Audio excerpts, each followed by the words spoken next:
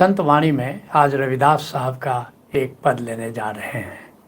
रविदास साहब का जन्म 1414 ईस्वी में हुआ और 1540 ईस्वी तक काशी की धरती पर रविदास साहब अपना गीत गाते रहे।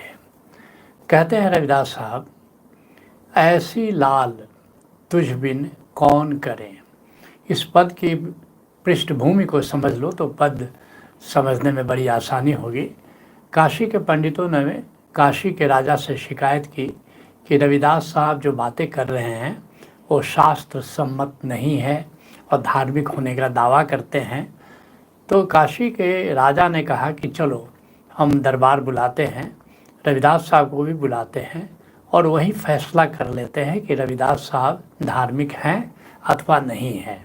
दरबार बुलाया गया और राजा अपने हाथ में भगवान की मूर्ति लेकर के बैठा और उसने कहा कि क्यों न भगवान को ही ये जिम्मा दिया जाए, अगर रविदास साहब धार्मिक हैं तो ये मूर्ति उनके पास चली जाएगी और नहीं तो तुम लोगों में से जो यहाँ पर धार्मिक है ये मूर्ति उसके पास चली जाएगी।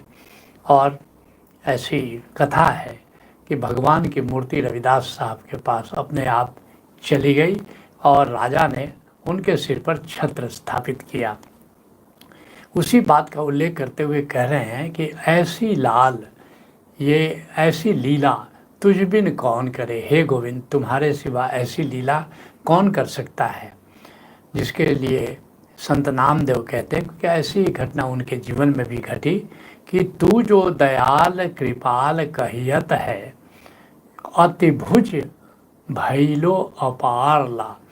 कहते कि तू दयालु है, हे गोविंद तू कृपालु है। सच ही लोग ऐसा कहते हैं।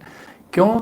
क्योंकि तुमने क्या चमत्कार किया कि मेरा जब तिरस्कार हुआ और मुझे मंदिर के पिछवाड़े रहने को कहा गया तो तुमने ऐसी कृपा की कि मंदिर घूम गया और वो जो पंडित थे वो पिछवाड़े चले गए और तुम्हारा द्वार मेरे सामने आ गया।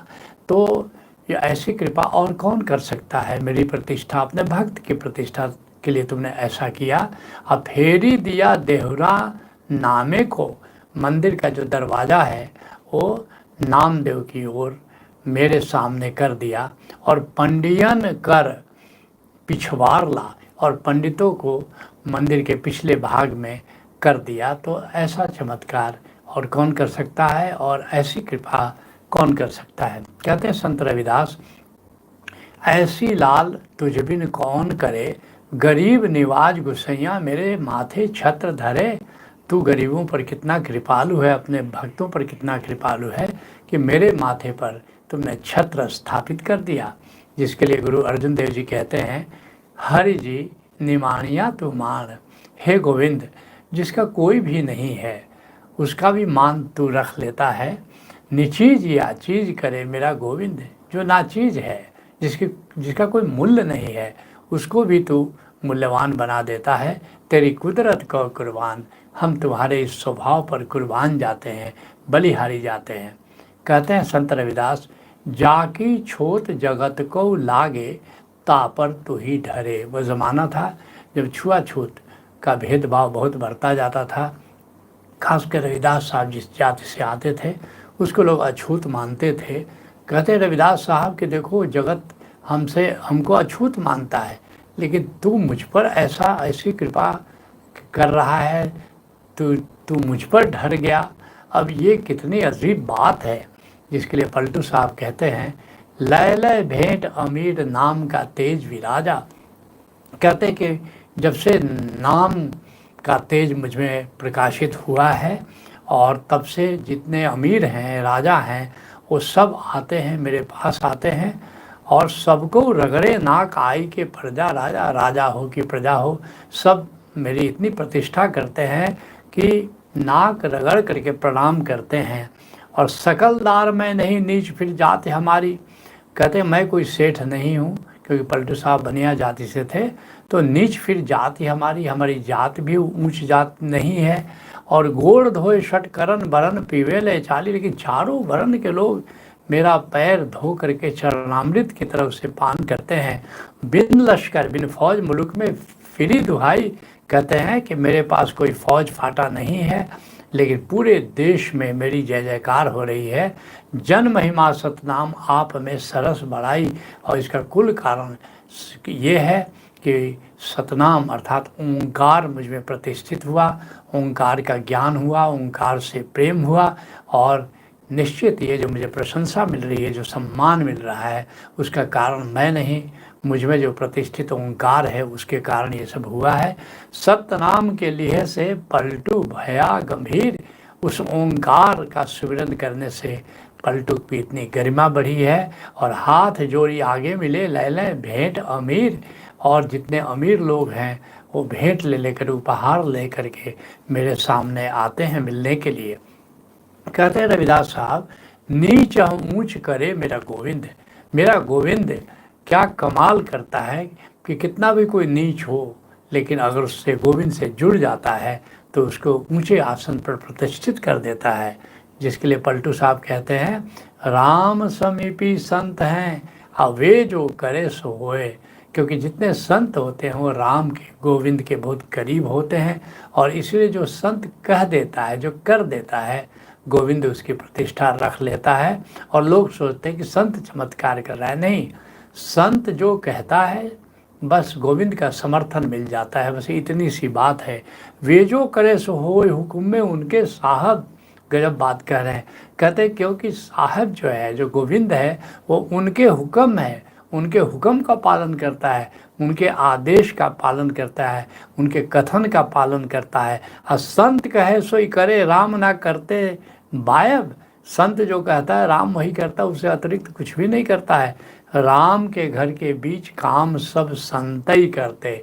वास्तविक बात तो ये है कि राम तो एक परम नियम से चलता है, तो वास्तव में अगर कोई काम है, किसी की मदद होती है, तो संत के माध्यम से ही हो जाती है। देवता 33 कोट संत से सब ही डरते हैं। 33 करोड़ देवता संत से डरते हैं, क्योंकि देवता भी जानते हैं कि संत गोविंद के कितने करीब है। राई पर्वत करे करे पर्वत को राई, और जो संत होते हैं उनकी कृपा हो जाए तो राई को, सरसों के दाने को पर्वत कर देते हैं, और पर्वत को राई कर देते हैं, पर्वत को सरसों के दाने के बराबर कर देते हैं। और राम के घर के बीच फिरत है संत दुहाई। राम के दरबार में, राम के घर में बस संतों की धुंध भी बजती है।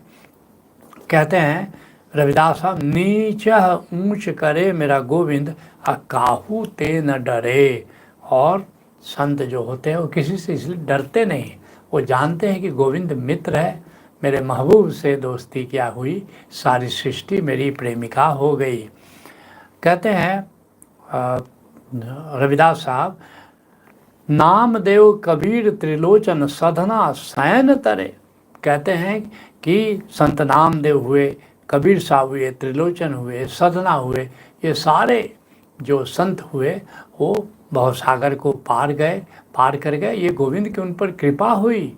पहले भी गोविंद की कृपा संतों पर होती ही रही है, आज भी होती है और आगे भी होती रहेगी। इसके लिए कबीर साहब कहते हैं, जयदेव नामा विप्र सुदामा तिनको कृपा भई है अपार। जैसे जयदेव हुए, नामदेव हुए, सुदामा हुए, इन सब पर पहले भी गोविंद की अपार कृपा हुई है। और कहे कबीर तुम समर्थ दाते चार पदार्थ देत न बार। कहते हैं कबीर साहब कि हे गोविंद तुम समर्थ हो, और तुम ये अर्थ धर्म काम मोक्ष, ये चारों जो पुरुषार्थ हैं, ये चारों उपलब्धियां हैं, ये तुम अपने भक्तों को दे देते हो, उसमें वक्त नहीं लगता। इसके लिए कहते हैं, हाँ, फिर कहते हैं रविदास साहब, कह रविदास सुनो रे संतों हरजू ते सभय सरे। कहते हैं रविदास साहब कि सुनो संतों, ध्यान दे करके सुनो इस बात को कि ये गोविंद कृपालु हो जाता है तो सबका कार्य पूरा हो जाता है। इसलिए गोविंद को साधो, एक ही साधे सब सधे। जिसके लिए कबीर साहब कहते हैं, बाहर क्या दिखलाइए अंतर जपिए नाम। लोग बाहर दिखावा करने के लिए कि हम धार्मिक हैं, मंदिर जाते हैं, यज्ञ कराते हैं, कर्मकांड करते हैं, तीर्थ जाते हैं। कबीर साहब कहते हैं ये बाहर दिखलाने वाली बात नहीं है, तो प्रेम की बात है। बाहर क्या दिखलाइए अंतर जपिए नाम। बस अपने भीतर चुपचाप मौन में बस नाम का स्मरण करो, नाम का सुमिरन करो। और कहा महोला खलक से सरे धनी से काम। और इसलिए जगत को क्या दिखाना, क्या इस प्रकार धोखा देना या धोखे में रहना। सरे धनी से काम, एक ही धनी है, राम है, गोविंद है, काम तो सब उसी से होता है। तो चुपचाप बस उसी का सुमिरन करो। संत वाणी को यहीं विराम देते हैं।